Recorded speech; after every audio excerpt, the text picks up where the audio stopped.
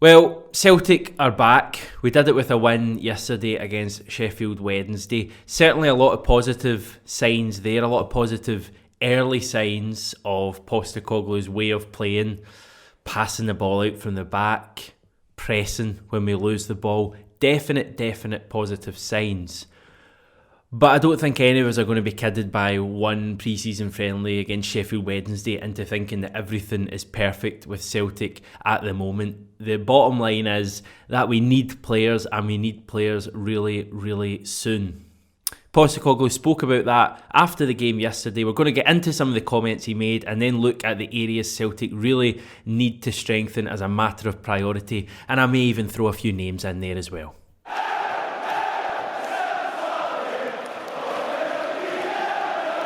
So of course our wonderful Aussie was going to be asked about recruitment. So far this summer, in terms of first team players, we've only really signed the two from Sheffield Wednesday, Urhoghide and Shaw. And you could argue, well, it's not really argue, it's a fact that Shaw isn't even really a summer signing because he was signed a way back, I think even under Neil Lennon, maybe back in January. So there's not exactly been a lot of movement. We are now, nearly in single-digit figures, days away from our first Champions League game against Midtjylland. And there's been murmurings of certain things. Karel Starfelt, Mario Vuskovic, Kevin Nisbet. There's been murmurings that something could be afoot, but we're yet to see any concrete evidence that we're going to make a signing anytime soon. And as I say, it has to happen soon. So Postecoglou was asked about it after the game in Wales yesterday. He said, I'm hoping over the next week or so we have some announcements. We are looking at 2 or 3 people at a time. Confirm or deny, I would then be putting myself in a position where people think we have just one target for one position. There's no doubt this squad needs bolstering. We have a lack of depth in areas. You look at centre-back, wingers and at right-back. Now, those 3 positions that he named there, centre-back, right-back, wingers, are probably the 3 of the most importance, the ones that we really have a lack of options and badly need to get players in just for the Midtjylland tie to stand any sort of chance of getting through that tie. I genuinely don't want to sound like a doom monger, but I genuinely do think it's as desperate as that. We're currently in a situation where we're looking at Anthony Ralston probably being our best right back as it stands going into the Midtjylland tie. If it's not Ralston, you're looking at someone like Leo Connor.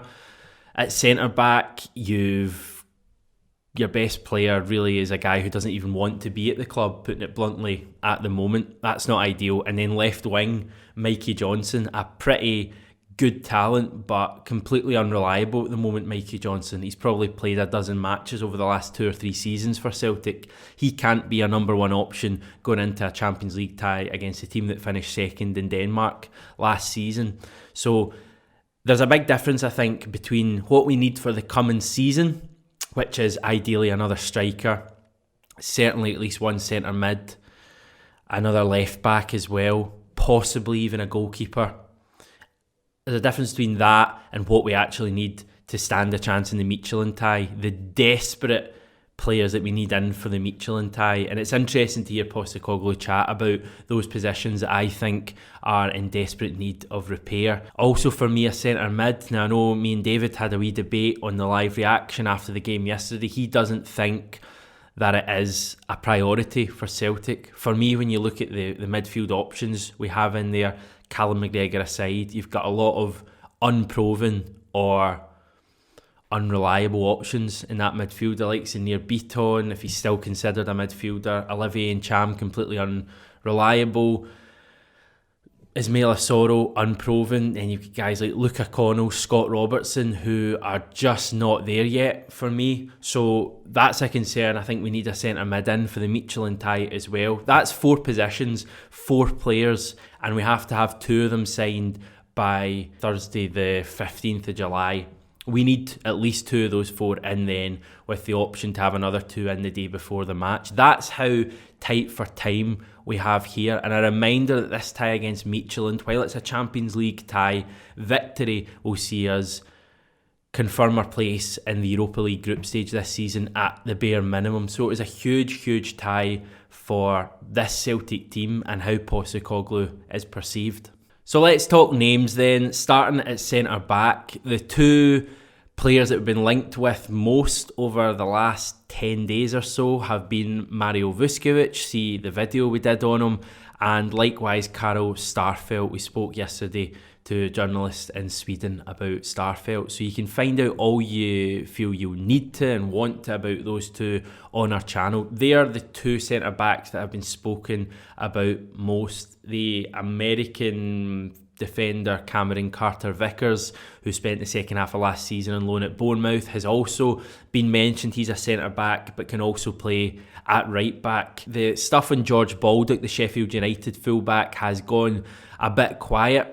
The rumours about Valentin Rosier, who was a French right back, seem to have ended. That one doesn't seem to be happening. As I say, Cameron Carter-Vickers has continually been linked. I think he is more of a centre back but can play at right back as well. But right back is a huge issue. I suppose if one thing has become clear so far this summer is that Celtic can do business very quietly in the background. You suddenly hear of a name like Urhoghide or Touchwood Starfelt or even Vuskovic, and then maybe a couple of days later, a week later, the deal is done very quickly. Hopefully that's the case with right back as well. It's clearly an area of the pitch we have to be looking at. We've not really been linked with many left wingers, certainly that I've seen. The vast majority of players who've been linked with have been defensively minded, so this is another one that I hope a name comes up. Maybe it's likely to be a loan deal similar to the El Yunusi loan deal, someone like that, but this is another one we badly need to sort, because who starts on the left hand side in a 4-2-3-1 or on a 4-3-3 at home to Midtjylland at the moment?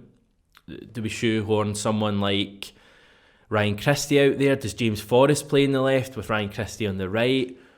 It seems a bit of a mess at the moment, and I would just have liked to see the club get someone in by now.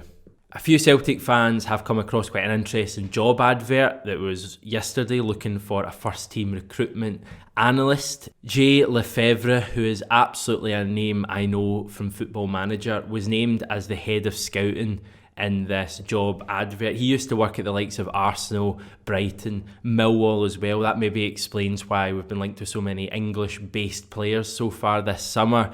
The advert itself says that Celtic are looking for someone who is at the forefront of player identification at both senior and youth level, using a combination of live video and data scouting. They will be tasked with identifying key targets for Celtic to pursue. Nick Hammond no longer at the club. Gary Penrice has moved on as well, so it's clear that Celtic are trying to get their new scouting team in place. That's all well and good, but we need players, and we need players pretty soon. I'm still keeping the faith. I'm relatively relaxed despite how I've maybe come across in this video. I think if it gets to early next week, Monday, maybe Tuesday, if I'm feeling patient, and Celtic haven't signed another player, then I think serious questions have to be asked of what's going on at the club. But as I say, still keeping the faith for now. Get some players in, certainly before that Thursday deadline, and hopefully maybe another one or two actually before the game against Midtjylland.